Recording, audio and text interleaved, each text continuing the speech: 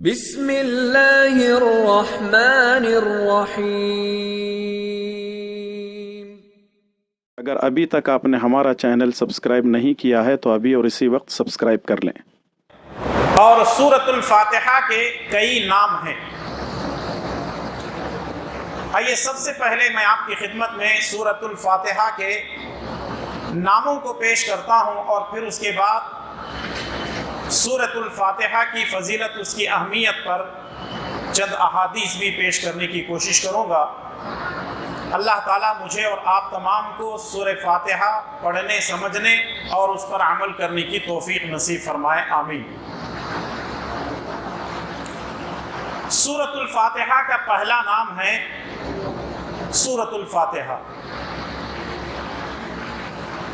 دوسرا نام ہے فاتحۃ الکتاب،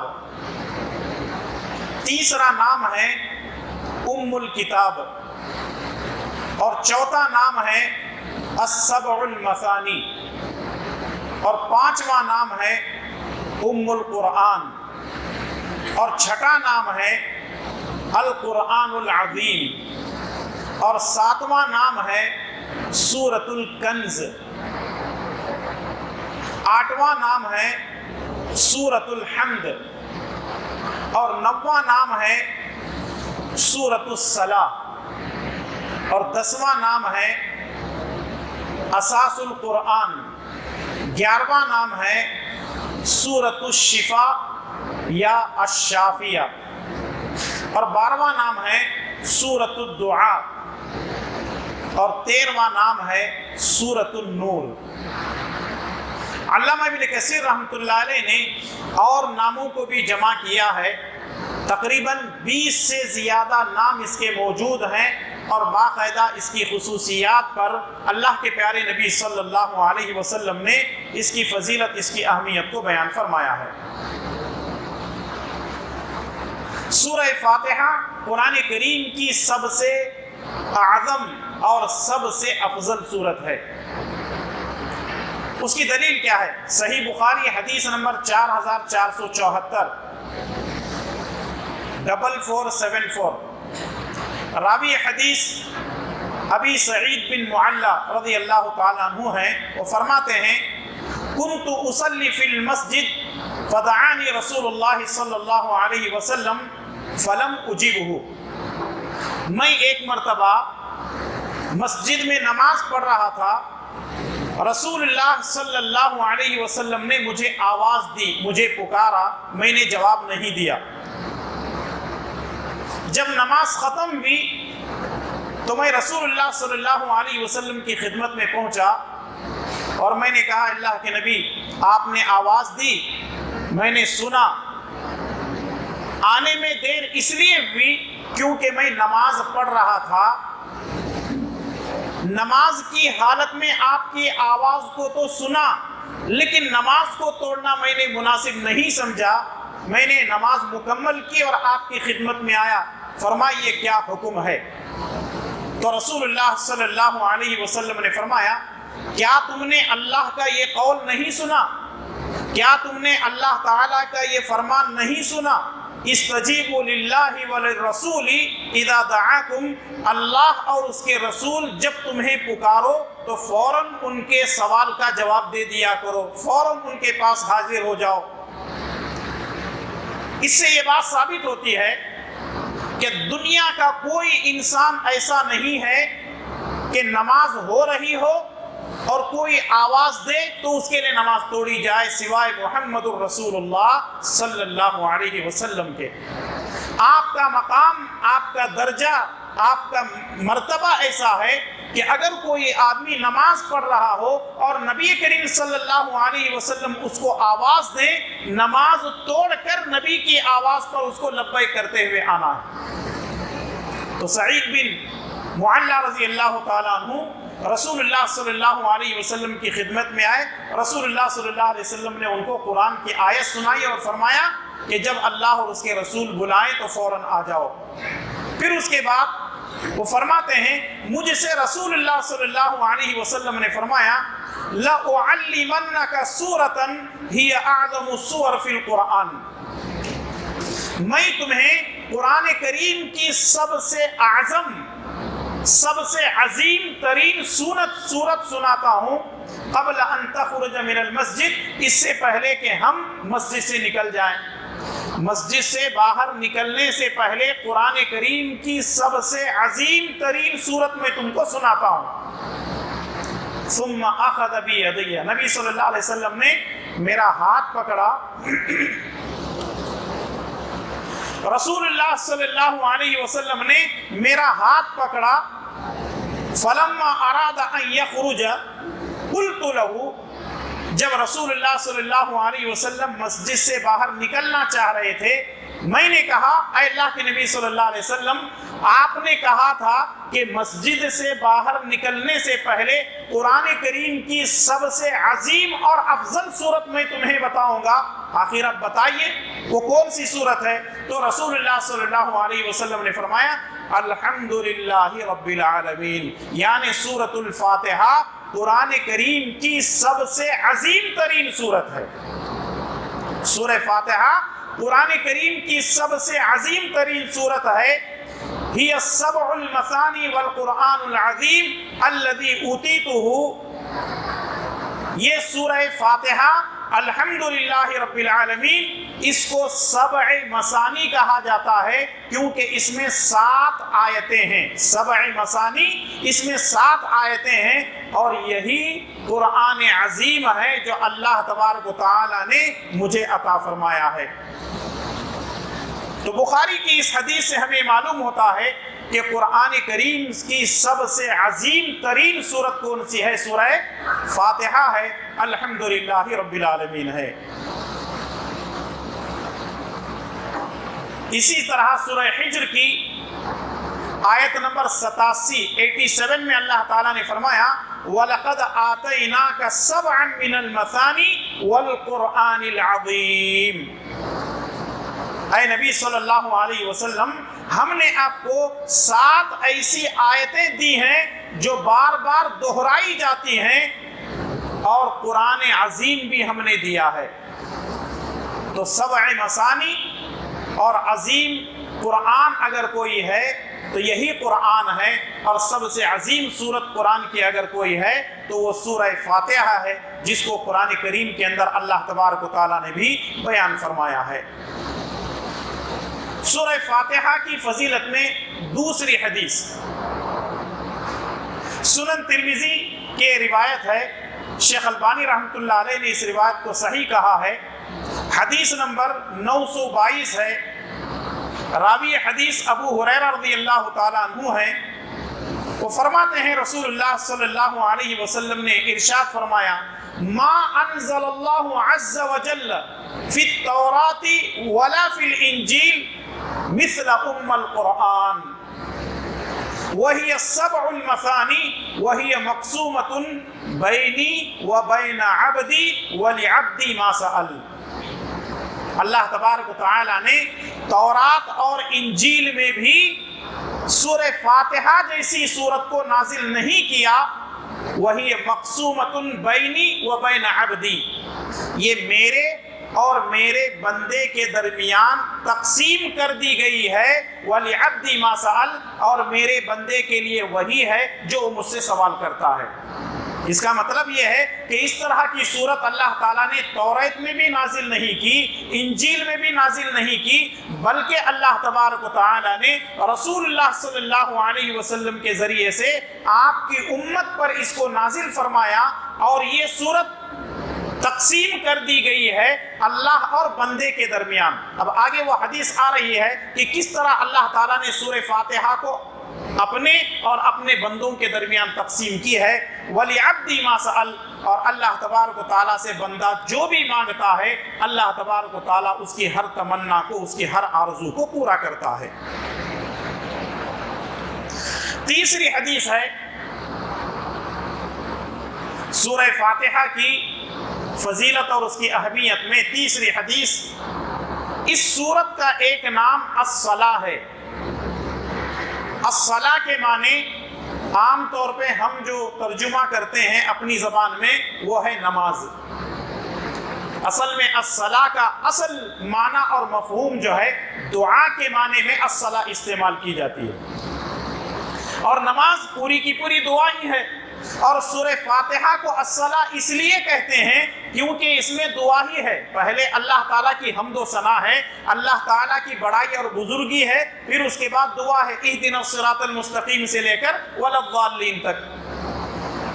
اور اگر کوئی آدمی دعا کرنے کے لیے بیٹھتا ہے تو اس کے لیے ضروری ہے کہ سورہ فاتحہ سے اپنی دعا کا انداز سیکھے۔ کیسے؟ سورہ فاتحہ کی ابتدائی چند آیتیں الحمدللہ رب العالمین الرحمن الرحیم مالک یوم الدین، سب سے پہلے بندہ اللہ تعالیٰ کی تعریف بیان کرتا ہے۔ الرحمن الرحیم ہے، قیامت کے دن کا مالک ہے۔ ایاک نعبد و ایاک نستعین، اور یہ اقرار کرتا ہے ہم تیری ہی عبادت کرتے ہیں اور تجھ ہی سے مدد طلب کرتے ہیں۔ اللہ کی تعریف بیان کرنے کے بعد اپنی عبودیت کا اقرار کرتا ہے اور پھر اس کے بعد دعا کرتا ہے اہدنا الصراط المستقیم صراط الذین انعمت علیہم غیر المغضوب علیہم ولا الضالین۔ اس کا مطلب یہ ہے کہ اگر کوئی آدمی اللہ تعالیٰ سے دعا کرنے کے لیے ہاتھ اٹھاتا ہے تو سب سے پہلے کیا کرے؟ اللہ تعالیٰ کی حمد و ثنا بیان کرے، اللہ تعالیٰ کی کبریائی بیان کرے، اللہ تبارک و تعالیٰ کی خوب تعریف کرے، پھر اس کے بعد اللہ تبارک و تعالیٰ سے یہ کہے کہ اے اللہ مجھے یہ دے، مجھے وہ دے۔ ورنہ یہ نہیں ہے کہ ہاتھ اٹھائے، اللہ کی کوئی تعریف نہیں، کبریائی نہیں، بڑائی نہیں، اللہ مجھے وہ دے یہ دے۔ اللہ سب کچھ دیتا ہے، لیکن کم سے کم پہلے اللہ تعالیٰ کو راضی تو کرے، اللہ تعالیٰ کو خوش تو کرے، پھر اس کے بعد اللہ تبارک و تعالیٰ سے جو مانگنا، جو جائز ضرورتیں ہیں وہ مانگنا چاہے تو آدمی مانگ سکتا ہے۔ تو رسول اللہ صلی اللہ علیہ وسلم نے فرمایا سورہ فاتحہ کا ایک نام سورۃ الصلاح ہے۔ صحیح مسلم حدیث نمبر 906، ابو ہریرہ رضی اللہ تعالیٰ عنہ فرماتے ہیں رسول اللہ صلی اللہ علیہ وسلم نے فرمایا اللہ تعالیٰ فرماتا ہے، اور یہ حدیث قدسی ہے، قال اللہ تعالیٰ، اللہ تعالیٰ فرماتا ہے قسمت الصلاۃ بینی و بین عبدی۔ رسول اللہ صلی اللہ علیہ وسلم اللہ تعالیٰ سے روایت کرتے ہیں، اللہ تعالیٰ کیا کرتا ہے، کیا کہتا ہے؟ قسمت الصلاۃ بینی و بین عبدی نصفین فنصفها لی ونصفها لعبدی۔ میں نے الصلاۃ یعنی سورہ فاتحہ کو میرے اور میرے بندوں کے درمیان تقسیم کر دی ہے۔ میں نے سورہ فاتحہ کو اپنے اور اپنے بندے کے درمیان تقسیم کر دیا، نصفینی عبدی نصفینی فنصفها لی ونصفها لی، آدھی صورت میرے لیے ہے، آدھی صورت میرے بندے کے لیے ہے۔ ذرا غور کریں آپ، اللہ تبارک و تعالیٰ نے اس صورت کو اپنے اور بندے کے درمیان تقسیم کر دیا ہے، آدھی صورت اللہ کے لیے، آدھی صورت بندے کے لیے، یعنی الحمد سے لے کر ایاک نستعین تک اللہ کے لیے ہے، اہدنا الصراط المستقیم سے لے کر ولا الضالین تک بندے کے لیے ہے۔ اور اسی لیے اس کا نام سورۃ الصلاۃ بھی ہے، جیسا کہ رسول اللہ صلی اللہ علیہ وسلم نے اس حدیث کے اندر بیان فرمایا ہے۔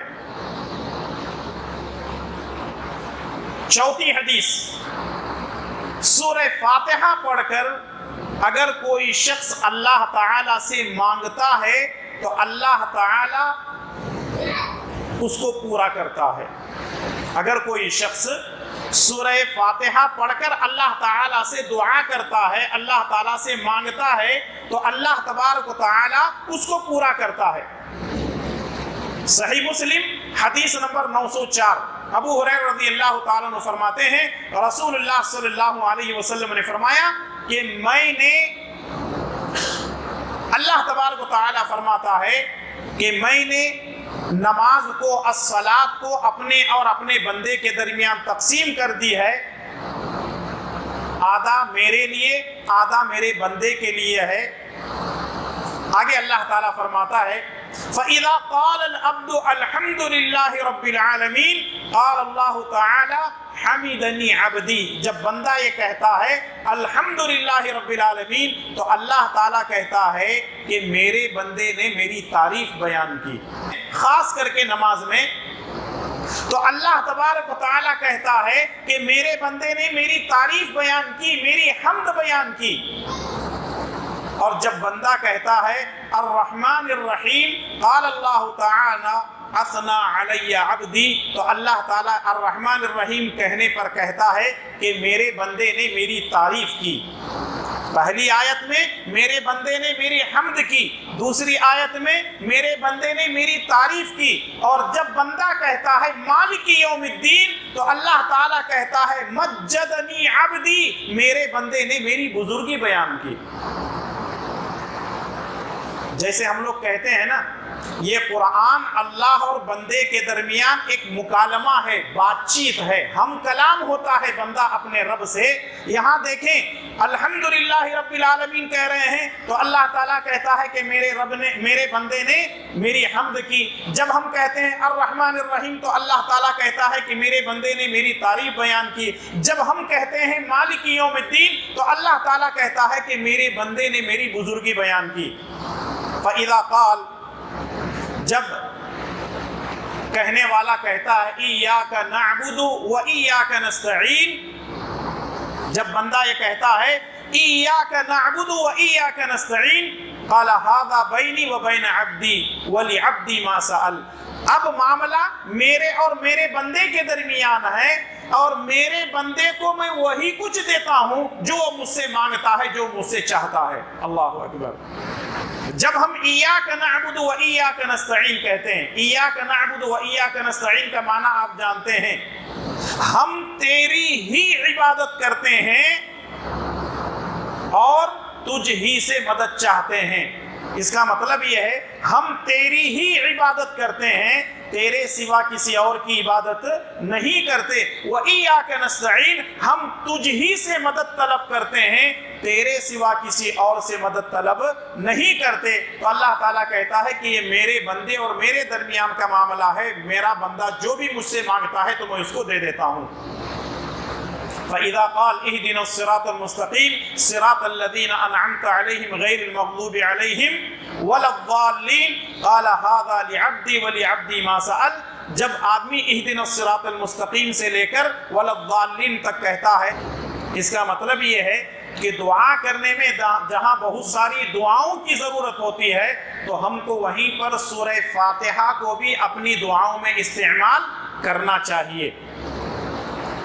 اور نماز یہ ایسی عبادت ہے جو اللہ تعالیٰ کو بہت پسند ہے۔ خود اللہ کے پیارے نبی جناب محمد الرسول اللہ صلی اللہ علیہ وسلم اللہ تعالیٰ کو راضی کرنے کے لیے نمازوں کی پابندی کیا کرتے تھے، فرض کے علاوہ سنتوں کی، سنتوں کے علاوہ نوافل کی، نوافل کے علاوہ تہجد کی، اور ہر نماز کو اللہ کے نبی صلی اللہ علیہ وسلم اہمیت دیتے تھے، کیونکہ اللہ تبارک و تعالیٰ کو جہاں قیام پسند ہے تو وہیں رکوع پسند ہے، تو وہیں اللہ تعالیٰ کو سجدے بھی بہت زیادہ پسند ہیں۔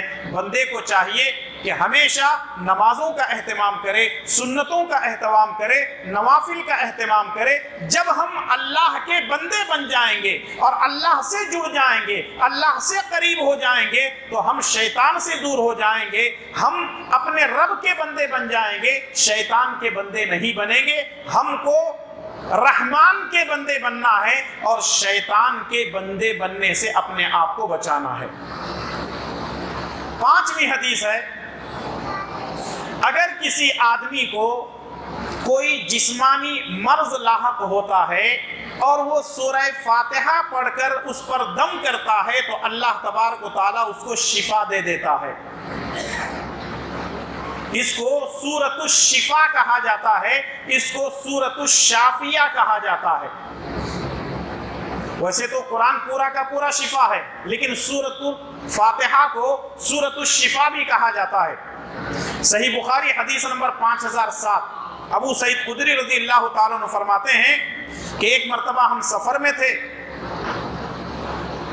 ہم سفر میں تھے اور جس جگہ ہم رکے ہوئے تھے وہاں اس قبیلے کے سردار کو کسی موذی جانور نے کاٹ لیا، قبیلے کے سردار کو کسی موذی جانور نے، سانپ یا بچھو نے کاٹ لیا، تو لوگ ہمارے پاس آئے اور کہنے لگے تم لوگ محمد صلی اللہ علیہ وسلم کے ساتھیوں میں سے ہو، محمد صلی اللہ علیہ وسلم دین اسلام کو خیر کے ساتھ لائے ہیں، کیا تم میں سے کوئی آدمی جھاڑ پھونک کرنے والا ہے، کوئی رقیہ کرنے والا ہے، کوئی دم کرنے والا ہے؟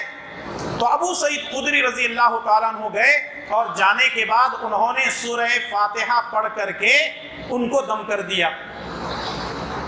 جیسے ہی انہوں نے سورہ فاتحہ پڑھ کر کے دم کیا، اللہ تبارک و تعالیٰ نے اس آدمی کو شفا دے دی۔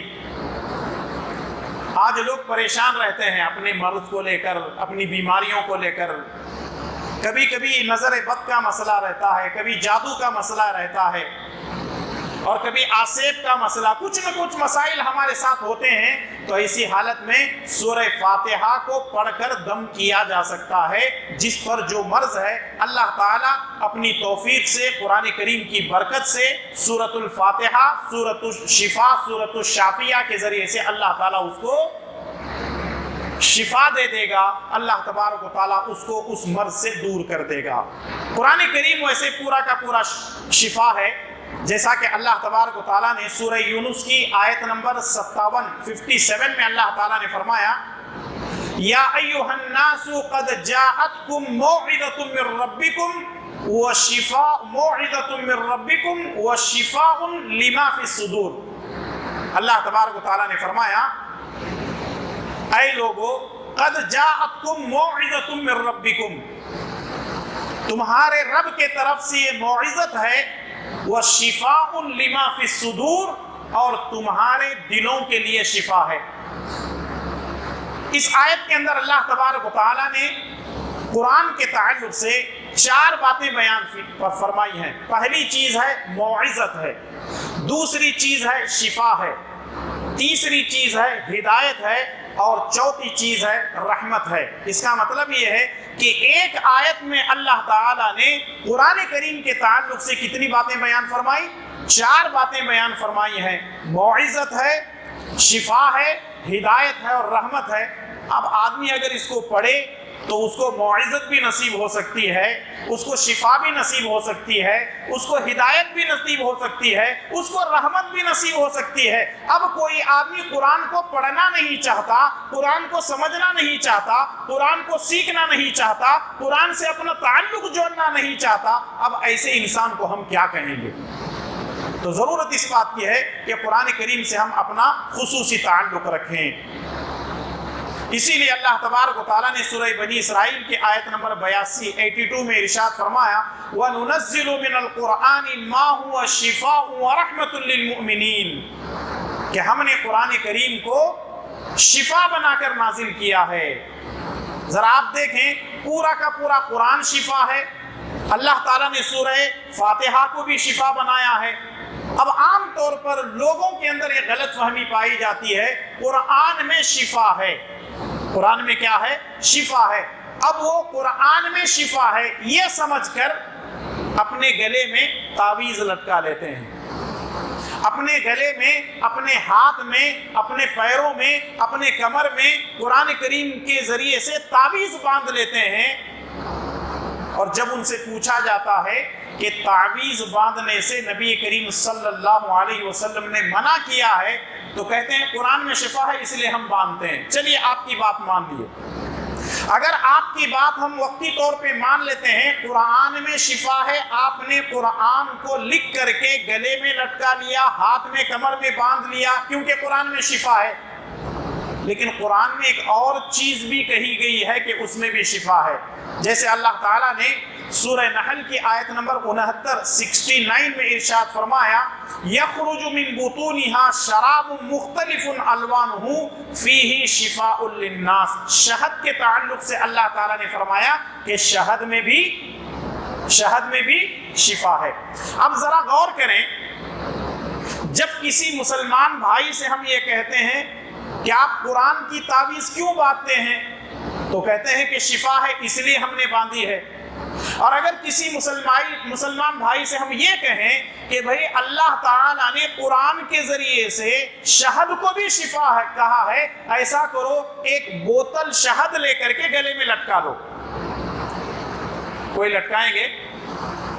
نہیں لٹکائیں گے۔ کیوں؟ جب قرآن میں یہ کہا گیا ہے کہ قرآن شفا ہے تو آپ لٹکا رہے ہیں، تو یہی بات قرآن کے اندر موجود ہے کہ شہد میں بھی شفا ہے، اس کو کیوں نہیں لٹکا دیتے؟ کہتے ہیں کہ نہیں وہ تو کھانا چاہیے۔ دیکھیے بات سمجھنے والی ہے، سمجھداری والی ہے۔ شفا، یہ جو شہد ہے یہ ہمارے جسم کے لیے شفا ہے، اور قرآن ہمارے جسم اور ہماری روح دونوں کے لیے شفا ہے۔ تو اس لیے تعویذ باندھنے کو اللہ کے نبی صلی اللہ علیہ وسلم نے حرام قرار دیا ہے۔ رسول اللہ صلی اللہ علیہ وسلم نے فرمایا من علق تمیمۃ فقد اشرک، جس نے کوئی تعویذ لٹکائی گویا کہ اس نے شرک کیا۔ چاہے آپ گلے میں لٹکائیں، چاہے آپ ہاتھ میں باندھیں، چاہے آپ کمر میں باندھیں، چاہے وہ کالے دھاگے کی شکل میں ہو، چاہے وہ لال دھاگے کی شکل میں ہو، یا پھر امام ضامن کی شکل میں ہو، کسی بھی شکل میں ہو، یہ اسلام کے اندر جائز نہیں ہے۔ اللہ کے پیارے نبی جناب محمد الرسول اللہ صلی اللہ علیہ وسلم نے ان چیزوں سے بچنے کی تاکید فرمائی ہے۔